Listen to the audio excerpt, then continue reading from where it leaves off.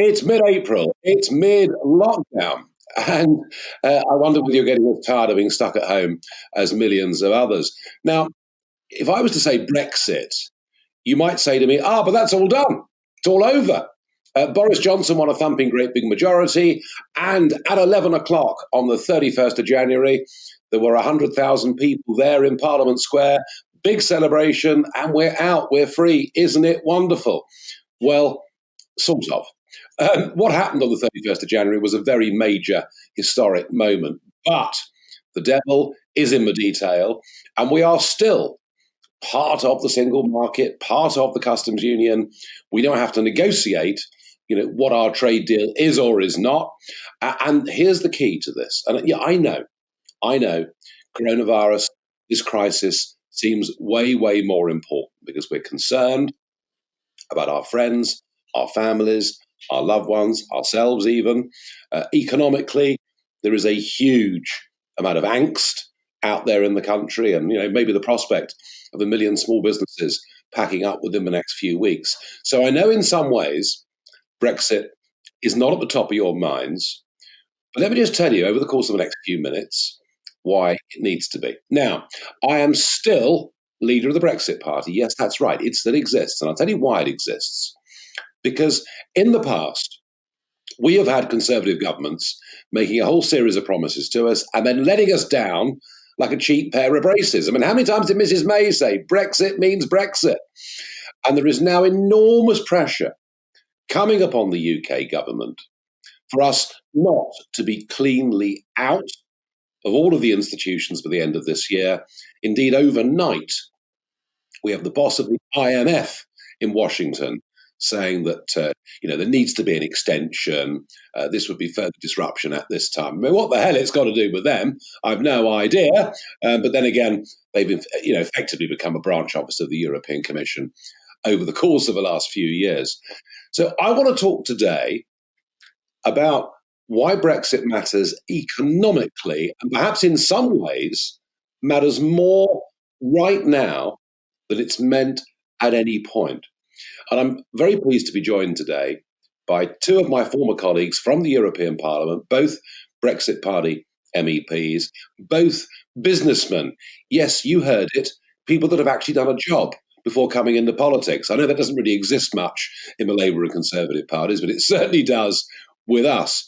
And I want to talk, to begin with, what's the big picture within the Eurozone in particular, and then to find out what could our liabilities be if we're not cleanly out of this and it all starts to go horribly wrong, which it may well.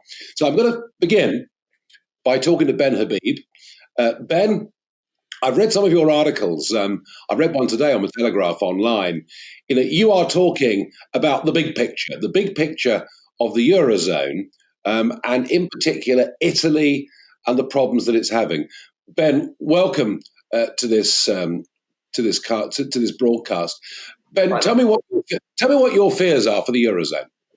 Well, my fears for the Eurozone now are really a magnification of what my fears have always been. And it boils down to this, Nigel. The truth of the matter is that the ECB is not a central bank in the sense that it doesn't act as a mechanism by which member states can ensure that there's zero risk of them defaulting on their debt. If you look at the Bank of England, for example, together with the government of the United Kingdom, there is no way that we can default on our gilts because we would simply print enough money to ensure that we honour our promises. But that's not the case in the Eurozone. The ECB can't do that.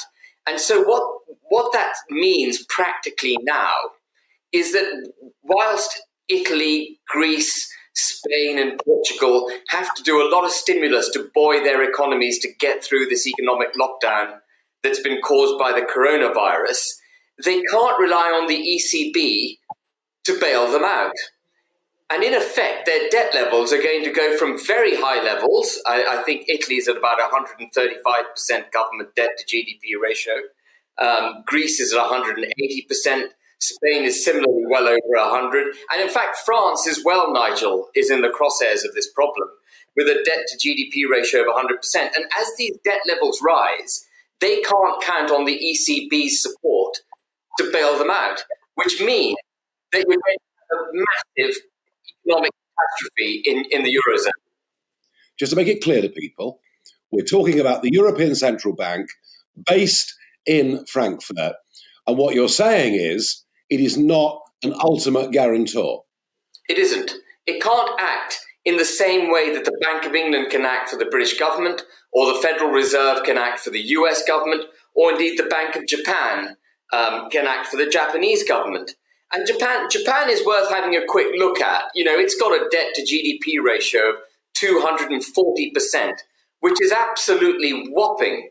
But 70% of that is owned by the Bank of Japan. So it's Japan owing itself money. There is no risk there.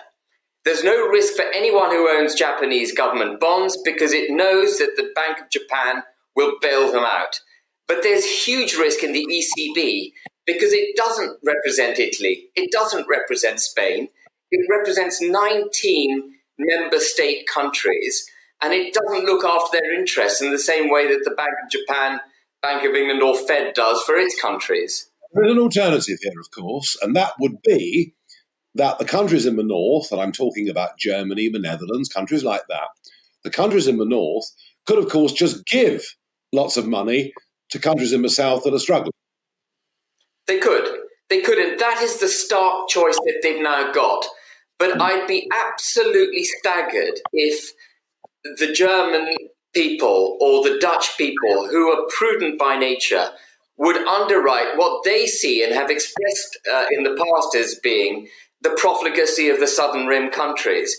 You know, it would go against the grain completely in their own countries, and they would effectively be bailing out these countries at the cost of their own populace. You know, it's something that would be virtually impossible to conceive for any government in the north. So in essence, Ben, we've got Mediterranean countries.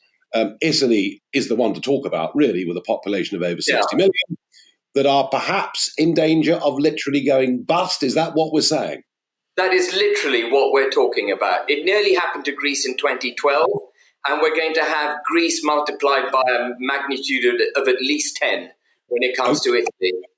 Ben Habib, thank you for that. So that's Ben's analysis, and certainly there are massive, massive strains between the north and the south of Europe, and Ben making clear that the European Central Bank is not a central bank as we understand central banks to be.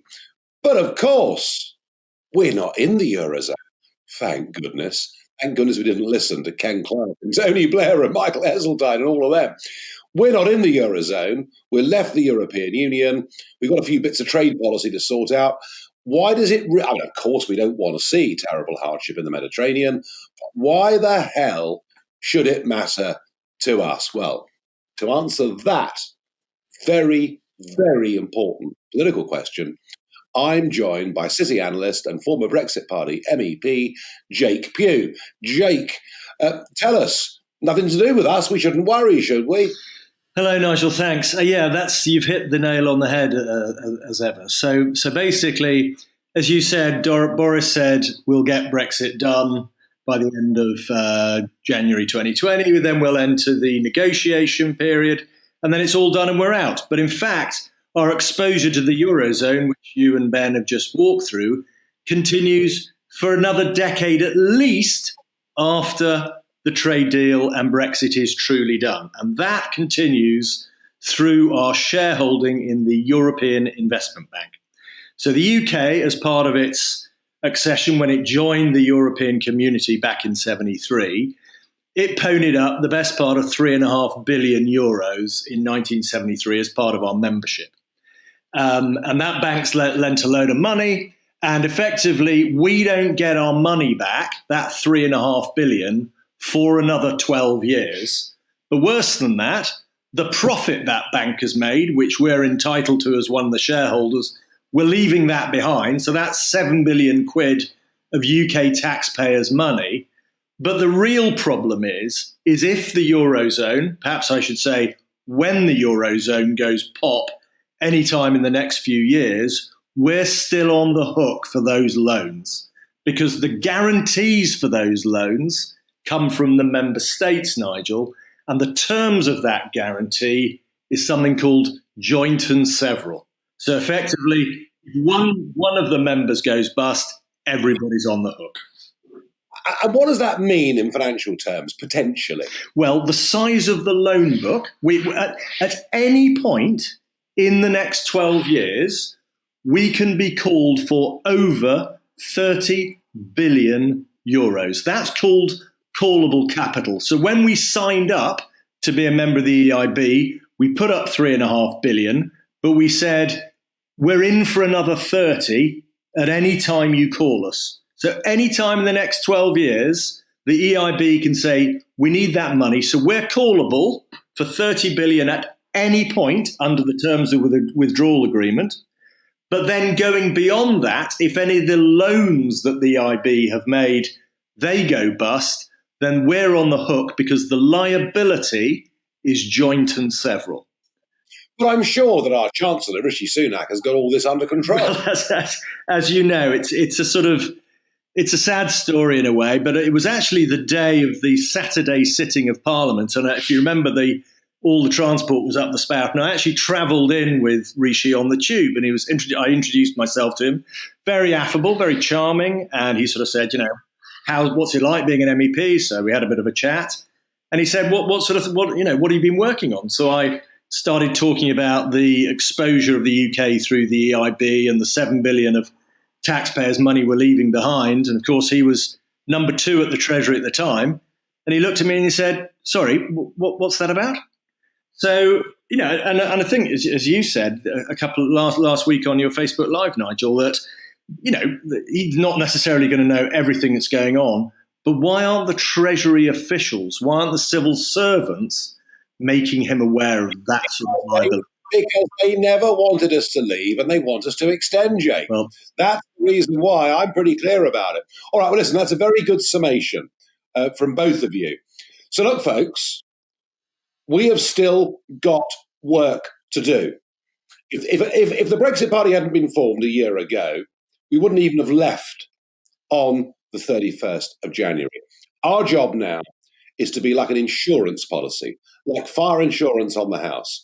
Yes, I've heard some great words this week from David Frost, our chief negotiator, who's spoken to Michel Barnier, who tells us we will not extend. And that date, we have to give notice by the 1st of July if we're going to go into 2021.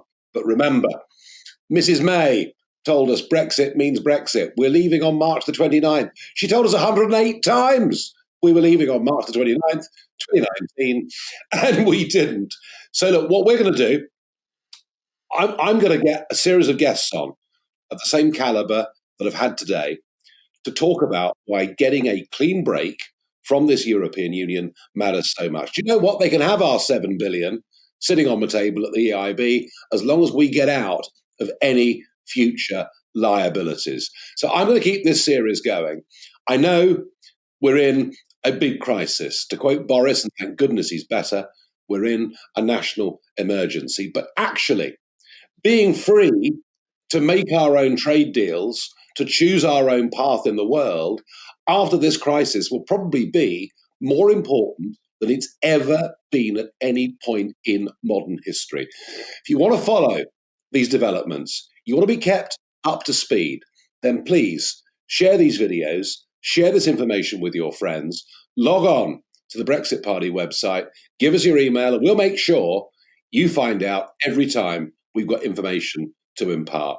Meanwhile, make the best of lockdown. Thank you.